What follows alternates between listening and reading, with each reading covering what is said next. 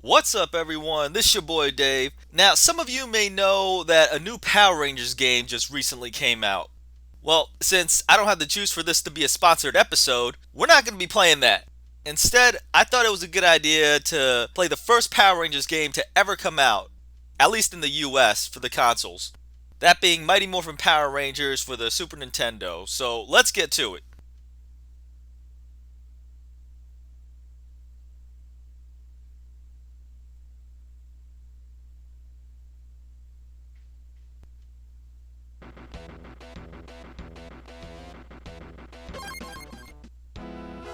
Now, this game was based on the first season of Power Rangers. So what that means is we're going to be seeing a lot of monsters from the first season, the characters, the weapons, so on and so forth.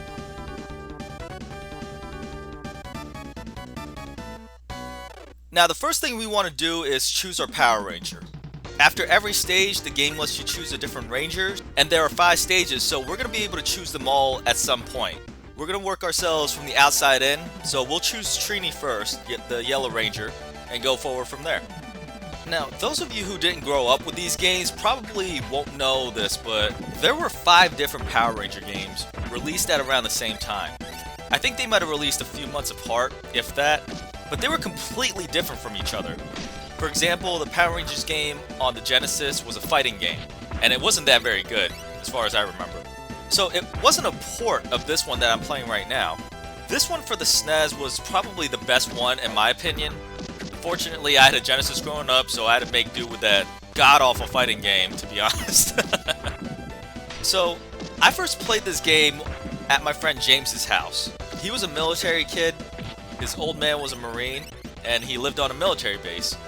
So, it wasn't like I saw this kid every day. I would only see him whenever my parents felt like visiting their friends, and I would tag along with them and see James. Anyway, James was not a gamer by any means. He was the only kid I knew who had a SNES, but he only had like 2 games for it. He had Super Mario World and some other game I can't even remember. Still, he was a pretty good gamer, and he was able to figure things out pretty quickly. I don't know if he rented Power Rangers at the store or somebody lent it to him, but regardless, when I went there and saw he had this, I thought this was the greatest thing ever. I still remember commercials on TV advertising the shit out of this game, and being bummed out that neither me nor my friends had a SNES, so none of us could play it. So this guy right here, his name is Bones, and he was actually the monster in the 2nd episode of Power Rangers, the 2nd episode ever. That episode was actually my first introduction to the show. I missed the premiere and started off with the second one. It was also one of the few episodes where the Megazord wasn't in it. So I kind of missed out, but I didn't care. It was still Power Rangers. I still thought it was the most badass thing I'd ever seen. Ironically enough, that episode was centered around Trini, so it's pretty appropriate that we chose her for this stage. Something that really caught me off guard when I first played this, and you can see it here, is just how muscular the female Power Rangers are once they morph. As adults, we know that they just reuse the character models for every Ranger. But that was really strange to me as a kid when I first saw it. Still, when you're a kid, you're not going to really care about it for that long. You're just going to take it as it is. Also, while we're on the topic of androgynous Power Rangers, for those of you who don't know, if you watch the show, you'll notice that the Pink Ranger has a skirt while the Yellow Ranger doesn't. As a kid, I never questioned this, and I was too innocent at that age to look closer to see if the Yellow Ranger was rocking boobs or not. So what's going on here? If you don't know, the way this show was made was so fucking bootleg. They took a Japanese series and spliced it together with American footage. That's why when you go back and watch the show, you'll notice the quality of the picture change when the action scenes start. It's like watching 2 different shows, and that's because you are watching 2 different shows. In the Japanese version, the Yellow Ranger was a guy.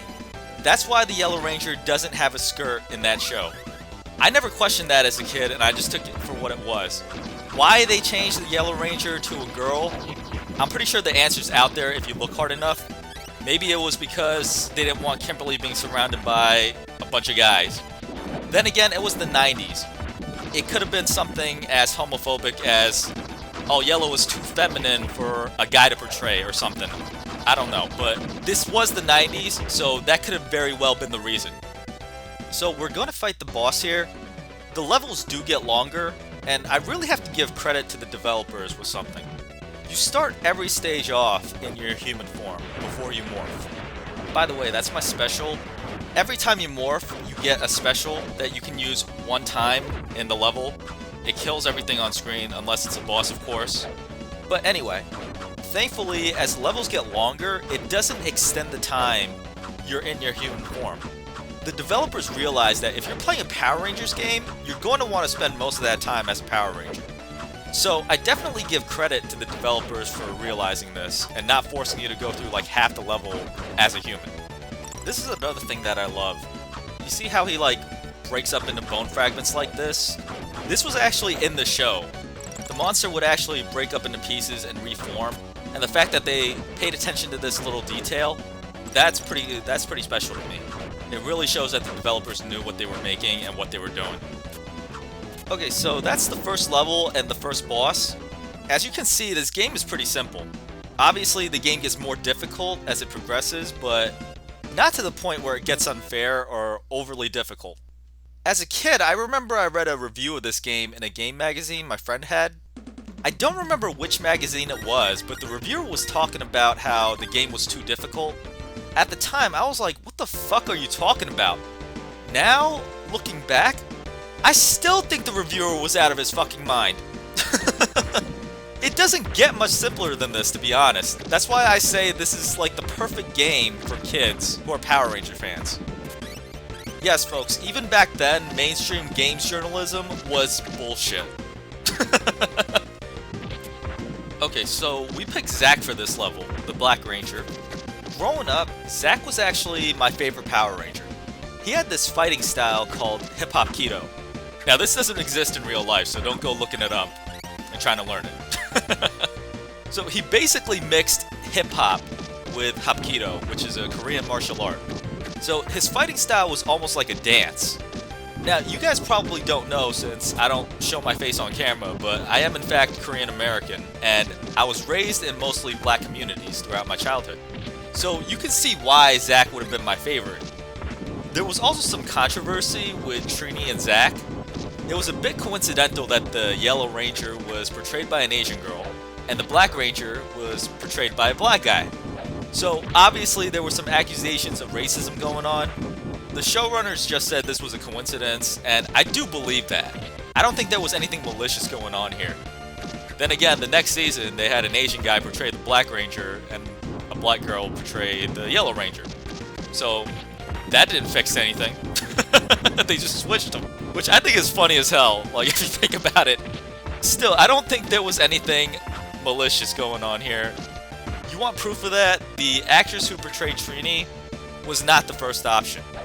If you watch the unaired pilot for Power Rangers, which you can probably find online anywhere, you can probably look it up on YouTube, you'll notice that the actress who originally portrayed Trini is far from Asian. So there was nothing racial going on here. You just have a bunch of people who are looking to get mad about something. Yeah, not much has changed. Alright, so we're about to see the boss for the second level. I don't remember this guy from the show. If anybody knows who this guy is, please tell me. I mean, I could always go back and watch the show. It's on Netflix, but I don't have the time for that. Plus, watching it as an adult, it is incredibly cringeworthy. I don't think I'm going to sit through like every episode and try to find this monster, so... So if you know who this guy is, let me know. Speaking of the unaired pilot, thank God this wasn't aired. In the Power Rangers series, you have these two characters called Bulk and Skull. These guys are basically the bullies of their high school, but there's nothing inherently evil about them. In fact, as the series goes on, you find out just how awesome these two characters are, and they're actually beloved within the Power Rangers fandom. So, Bulk and Skull are basically there for comic relief. The Power Rangers know martial arts, and they can easily kick Bulk and Skull's ass, no problem. But they don't, because they practice self-restraint and patience. They walk away from needless fights instead of pursuing it. It's a good lesson for kids. The unaired pilot has none of that. If you watch this, you're going to understand exactly why this was never aired. first of all, Bulk and Skull have like a fucking gang. And the Power Rangers basically end up kicking these guys' asses. You have a hard time deciding who the actual bad guys are in this opening sequence. It basically teaches kids that fighting solves everything. Now, I'm no pacifist. In fact, I myself was in the military, and I understand that sometimes you have to stand up for yourself, and you have to fight. But this unaired pilot is fucking crazy. Obviously, the test audience for this pilot, who were probably made up of parents, were like, this show should never see the light of day. They did eventually air this pilot on a Power Rangers anniversary special. Now, I don't know if this is true, but I heard a rumor that a lot of parents were not happy this actually went on the air, for the exact reasons I mentioned. If you haven't seen it, just take a look at it, you'll know exactly what I'm talking about. So, this level goes on for quite a while, so we're gonna skip ahead a little bit to the boss here. Alright, so here we are at the boss. Now, I remember this boss being especially annoying because he jumps around these platforms here, just like this as you're seeing. This gets even more annoying later on in the fight. You know what, I remember using Billy for this because he had the lance. That was one of the longest weapons.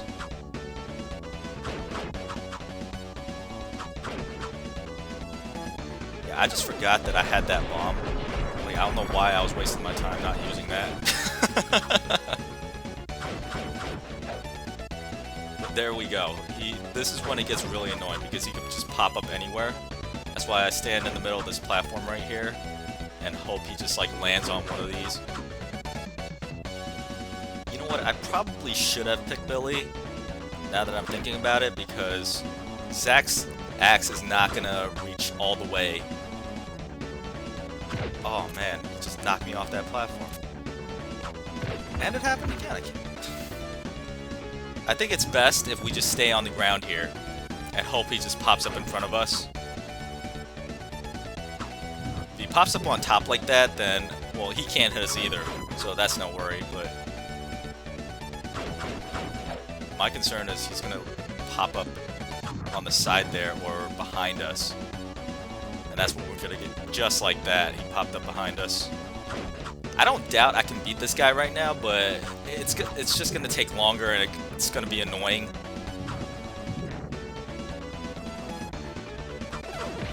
Oh man, I forgot he had that attack with the accordion.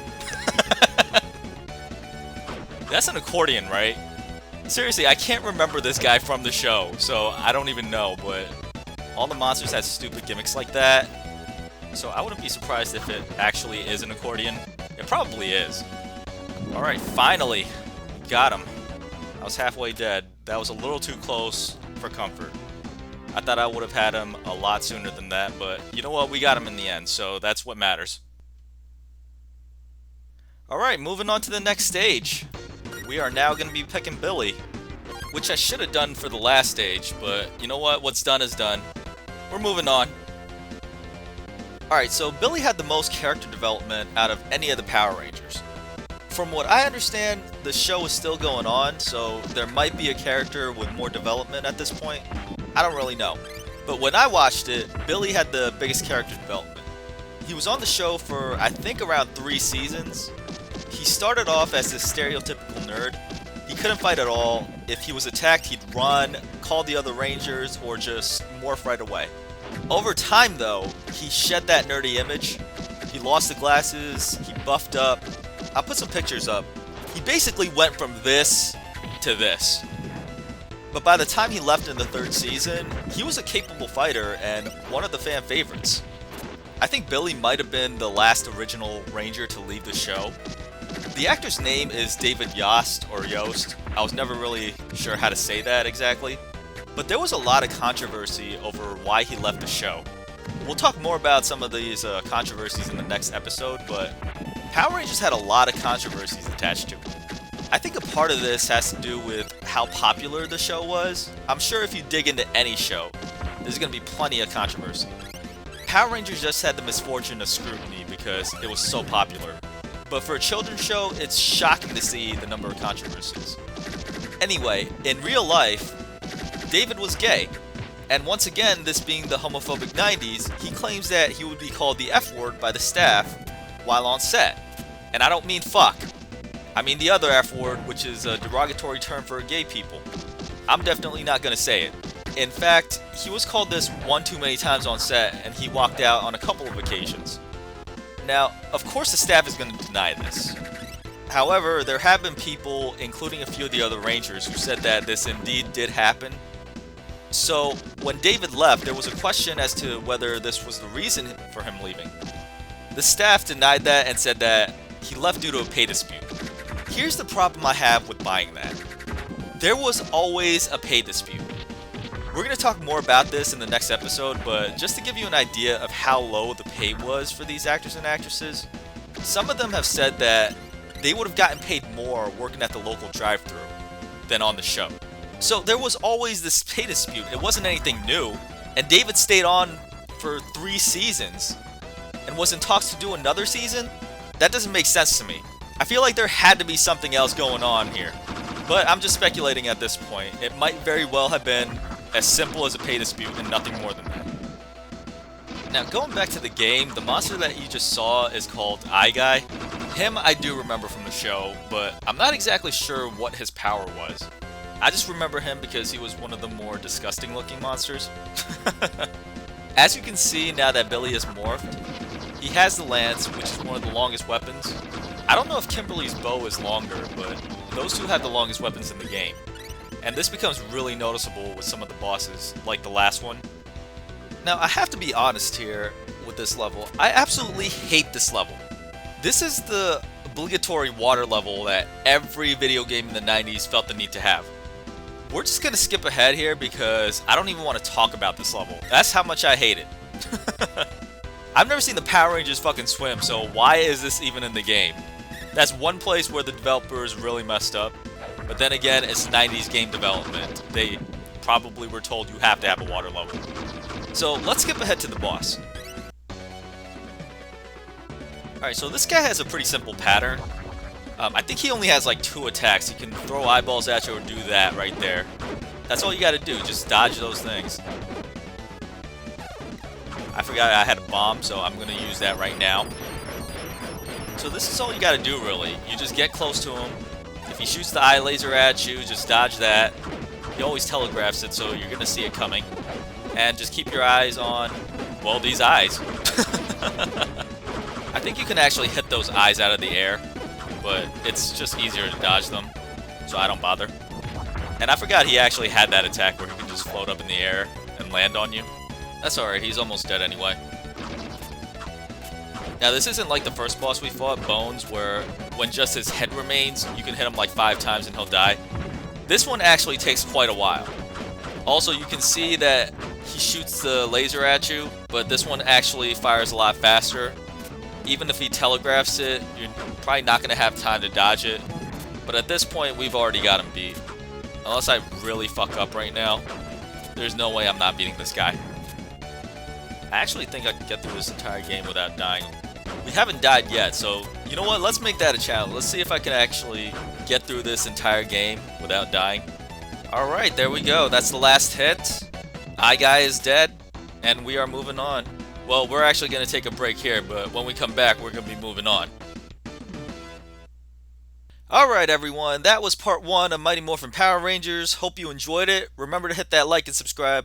We'll come back next time to see if I can make good on that challenge of beating the game without dying, or if I just screw myself over like I always do by opening my big mouth. Till next time guys, peace!